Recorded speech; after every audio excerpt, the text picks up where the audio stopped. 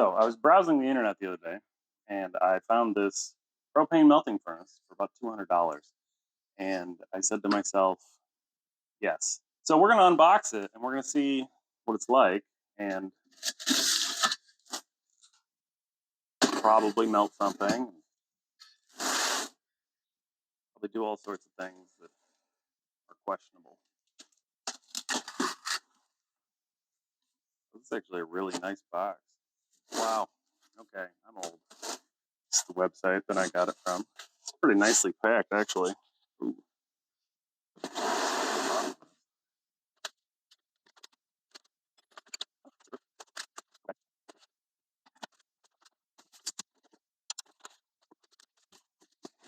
I don't know what just fell in there, but something.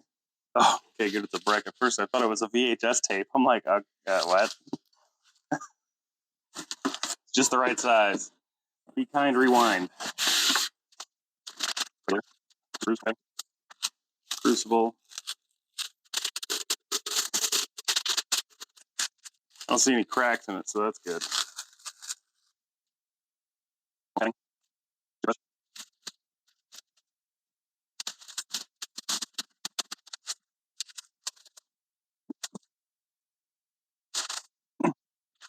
All right, don't tell anyone, but I'm going to read the instructions here.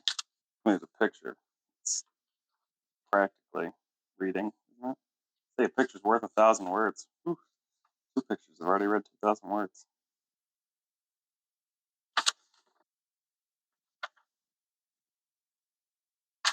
All right, the user manual is basically worthless. I do like to check the manuals, though, because sometimes there's information in them that's like, oh, stop here, wait, do this one thing that no one would expect anyone would ever have to do before proceeding, otherwise you blow yourself up. And it's like, what? Looks like these ports need a little bit of deburring.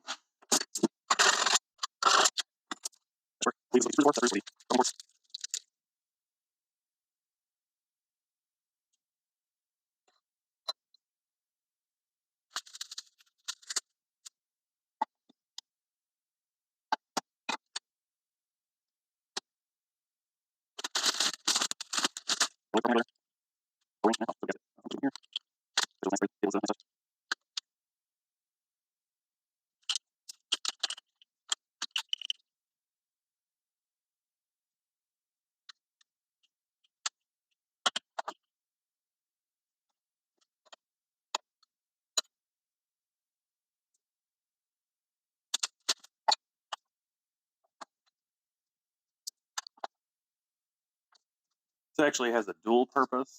See, it has feet on it. It says a forging furnace. Lay it down like this. And it comes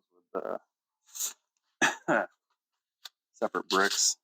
I didn't unwrap them, but like that. So that's pretty nice. I took the burner off because it sticks way out. I don't need to break it before I even get a chance to use it. This is the bag of refractory cement that it came with. It has mixing instructions on the outside of the bag. It says to do a 10-3 mix ratio, which is far too much water, so take that with a grain of salt. Now, this might be the only helpful part of the video. I know everybody's probably seen these on potato sacks and whatnot, the way these are tied. There's a way to untie this without using a knife. You have to grab this side after you take that loop out. Because if you grab this side over here, it's just going to slip knot itself into a knot on the end. But if you untie the first loop of it, you can just pull and it'll release the whole string. It's kind of hard to get it on camera. You can see again with the other one here, just untie the first loop and then it pulls the whole thing out. Inside is the bag of refractory cement in another bag. And I'm going to mix that up, put it on there. This is how it came out. It's definitely a little bit coarse and chunky, but I reinforced the top layer, or the top ring of the furnace itself with some furnace cement that I had around, because I figured that's probably where it's going to take the most abuse from possibly being knocked. I might coat the entire thing with the other furnace cement when I'm done. I'm sure this will work just fine for what it is, but I used the heat gun to make sure that all the moisture was eradicated from the Foundry and from the crucible, and I'm going to go test fire this and see if it'll melt some aluminum.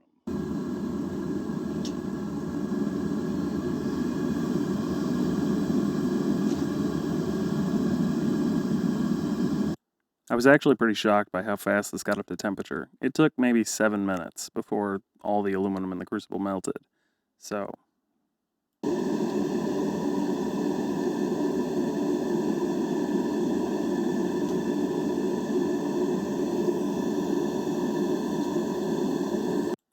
now this clip is actually of the second time that I used the furnace, because the first time I wasn't thinking and I used an aluminum mold that I normally use for lead ingots, and I melted it with the molten aluminum. Of course, it just poured right through it. And so this time I cut that up and then melted that along with the other things that I was melting originally and cast it into an ingot mold that I made out of some angle iron that will not melt under the temperature of molten aluminum, thankfully. It went really well. Once again, the speed that it got up to temperature was absurd. It was maybe 8-9 minutes with a little bit more aluminum in there. The ingots poured out just fine. So after I did the aluminum, I did some brass just to make sure that it would do. Brass cast up very well.